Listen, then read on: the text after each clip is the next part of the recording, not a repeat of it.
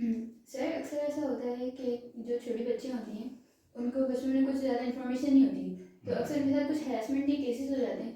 तो और वो अक्सर ये में ना वो कोई अपना ही होता है, लेकिन फिर उसके बाद जब वो थोड़ी जैसे जैसे बड़ी होती हैं तो जब वो इंसान दोबारा उनके सामने आता है तो उस वक्त तो भले जब ये हो रहा होता है उनको कोई आइडिया नहीं होता कि क्या है, लेकिन एक मेमोरी उनके बैक ऑफ द माइंड रहती है। उसके बाद जब भी वो इंसान सामने आता है तो फिर उसके जब उसको पता होता है कि नहीं इस इंसान ने गलत किया है, फिर एक कन्फ्यूजन सी क्रिएट हो जाती है। तो उसके लिहाज से मुझे साइकोलॉजी के बारे में कुछ आप इन्फॉर्मेशन देंगे? देखो, साइकोलॉजी तो वैसे तो मैं नॉर्मली तो बात कर सकता हूँ, क्योंकि वैसे आपको ये बेहतर जवाब साइकोलॉजी जो स्टडी कर रहे होते हैं लोग वो देंगे। लेकिन देखो बेटा, किसी भी चीज़ को अगर हम अपने ऊपर हावी करते हैं तो वो हमारे ऊपर हावी होती है। अब वो अच्छी भी हो सकती है और हमारे लिए बुरी भी हो सकती है, कोई भी चीज़ क्यों ना हो। जैसे एक मिसाल लेते हैं यहाँ पे, अगर एक कश्ती है, उसके अंदर अगर सुराख हो गया है छोटा सा भी, तो पानी उसके अंदर आना शुरू हो जाता है, तो डूबते हैं। तो कोई भी चीज को अगर हम अपने ऊपर हावी कर लें तो उसकी वजह से हमारे साथ प्रॉब्लम्स होना शुरू होती हैं। अच्छा, अब अच्छे रिलेशन बिल्ड करना चाह रहे हैं या बुरे रिलेशन बिल्ड करना चाह रहे हैं, ये आपकी जहन के ऊपर है। अगर आप कंफ्यूज हो जाते हैं, कंफ्यूज होने की वजह से हो रहा है, तो पहले आपने उससे हल्के हल्के करके बैक टोना है। जब आप उससे बैक होंगे तो आप अपनी उस माइंड में जाएंगे, आपको समझ में आएगा मैंने करना क्या है। एक देखिए हादसा होता है, कहते हैं ना एक्सीडेंट हो गया, और कौन कौन उसी जगह जाके बार बार एक्सीडेंट करेगा, तो बेवकूफी अलामतों में से एक अलामत हुई। अगर आप समझते कि ये शख्स मेरे लिए, देखें हमेशा ये याद रखिएगा, आपको कोई दूसरा नुकसान पहुंचाने नहीं आना। हमारे यहाँ का जो ट्रेंड है माजरत के साथ, देखिए हमारे इर्द गिर्द हमारे अपने ही होते हैं और हमें अपनों पे बहुत भरोसा होता है। नहीं, देखिए अल्लाह पाक ने जो रिश्ते बनाए ना, हमें उस रिश्तों को सिर्फ रखना है और उसमें भी एक एहतियात रखनी है। अल्लाह ताला ने भाई बहन के एक रिश्ते का अदब बताया है, बाप और बेटी का अदब बताया है, तो फिर कोई दूसरा कैसे।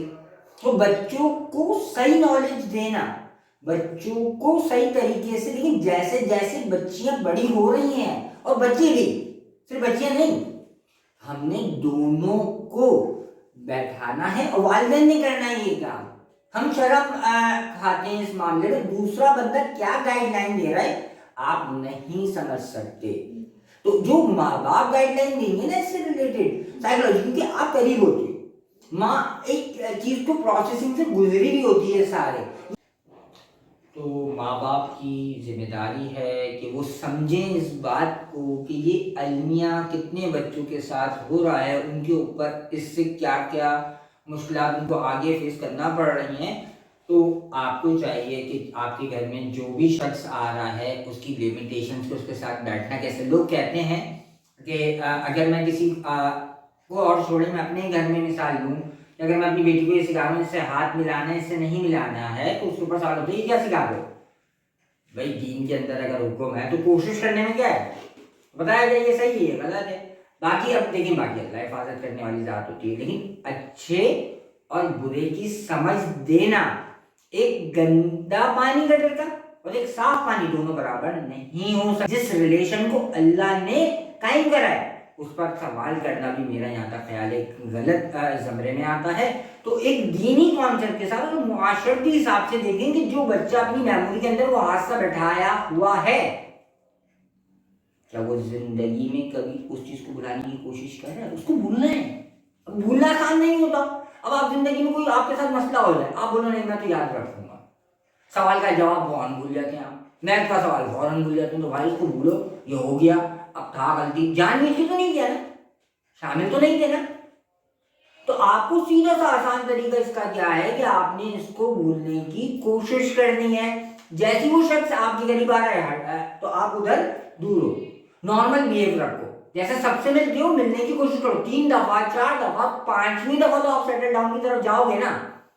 तो आप कॉन्शियस हालत में अपने आप को रखो, अपनी तमाम बॉडी और तमाम पार्ट्स को। अगर ज्यादा इशू आ रहा है तो आपके पास सबसे बेहतरीन जगह है बाथरूम, वहां जाके बैठ जाओ, फिर आप सोचिए, सबसे ज्यादा आपको जो अकल मिलेगी वहीं मिलती है, क्योंकि वहां कोई तंग करने वाला मौजूद नहीं होता। तो अपने दिल की सुनो और बेहतरीन तरीके से डिफेंड करना सीखो, वरना ये दुनिया आपको खाने के लिए बैठी है। सब शिकारी हैं और सब सिर्फ और सिर्फ आपका शिकार करने बैठे हुए हैं। तो अपने इर्द गिर्द पर नजर रखो। और ये बात बहुत सौ को बुरी लगेगी, क्योंकि हकीकत पर मबनी है। जिसकी समझ जितनी होगी वो उतना समझ जाएगा, और जिसकी समझ कम होगी वो बहुत सारे अपने लिए और मेरे लिए सवालात उठाएगा कि सोच में कमी नहीं, दीन में जो बताया गया उसके अंदर बहुत बड़ी हिकमत है।